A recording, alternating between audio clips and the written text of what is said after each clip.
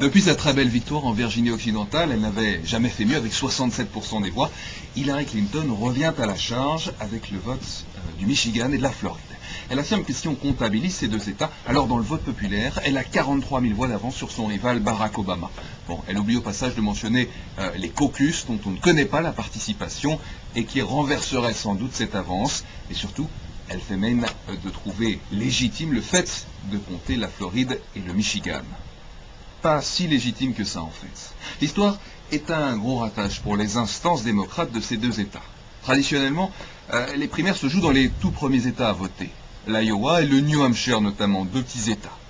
La Floride et le Michigan ne voulaient plus se soumettre et ont décidé de voter en avance plutôt que ne les autorisent les règles internes du Parti démocrate. Sanction, le parti a décidé de ne pas comptabiliser leur vote.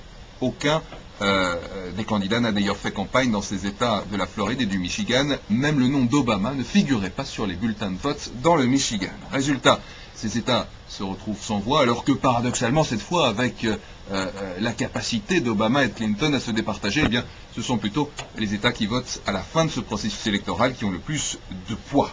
Aujourd'hui, Clinton voudrait rendre leur voix à la Floride et au Michigan. Pourquoi? Parce qu'elle a largement gagné là-bas. Le parti doit décider ce qu'il va faire le 31 mai prochain.